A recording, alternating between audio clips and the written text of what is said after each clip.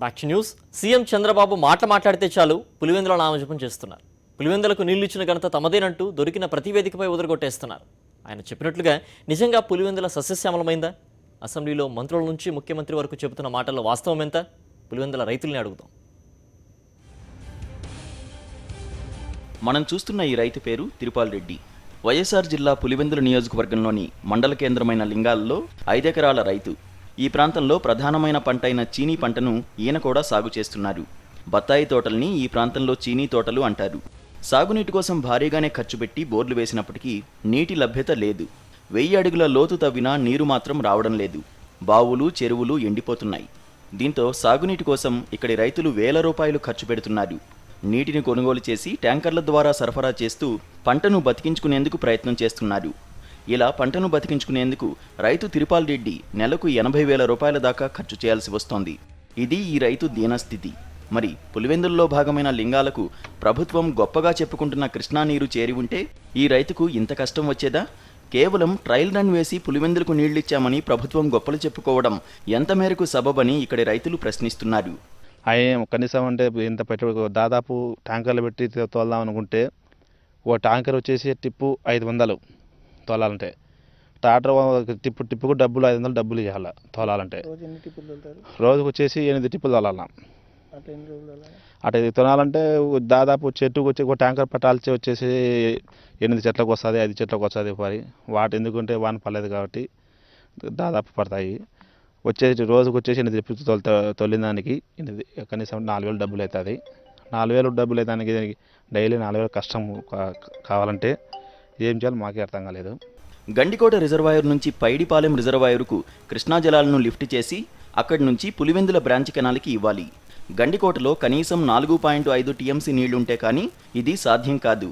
ఇటీవల గండికోట నుంచి కేవలం 0.8 టీఎంసీ నీటిని పైడిపాలెంకు తరలించి పక్కనే ఉన్న సింహాద్రిపురం మండలంలోని 3 చెరువుల్లో కొద్దిపాటి నీళ్లు పంపారు.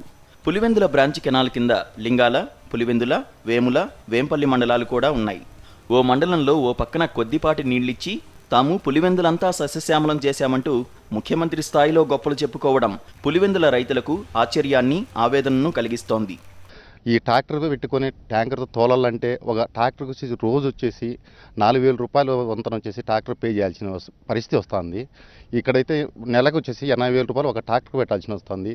ఏ గుంతలో ఎక్కడ చూసినా నీళ్ళు ఉన్నాయంటారు, ఎక్కడ చూసినా నీళ్ళు అయితే లేవు, కన్నీళ్ళు అయితే ఉన్నాయి అందరి రైతులవి. మాకు ఆయన ఏదో అసెంబ్లీలో చెప్పుకుంటాడు కానీ, పేపర్లో చెప్పుకుంటాడు కానీ ఇక్కడైతే నీళ్ళు అయితే ఎక్కడ ఏ పరిస్థితిలో కూడా నీళ్ళు లేవు. ఇరిసే పరిస్థితి కూడా కాండడం లేదు. మాకు రైతులం అయితే చాలా ఇబ్బంది పడుతున్నాము. ఎండిపోతున్నవి చెరువులు అంటే చెరువులు అంటాను, చెరువులు ఆ చెరువులు అయితే వాటర్ అయితే లేవండి. ఏదో అంటాడు కానీ ఇడ్చలేదండి. ఇక్కడ ఆయన చెప్పేది ఒకటి చేసేది ఒకటి చేస్తాను చంద్రబాబు గారు. ఇక్కడైతే వాటర్ లేవండి, చాలా ఇబ్బంది పడుతున్నాం రైతులము.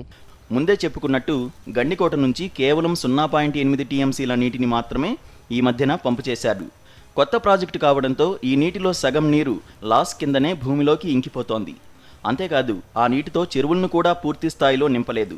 అంతే, ఇక ఆ తర్వాత అసలు పైడిపాలెం రిజర్వాయరుకు నీళ్లే రావడం లేదు.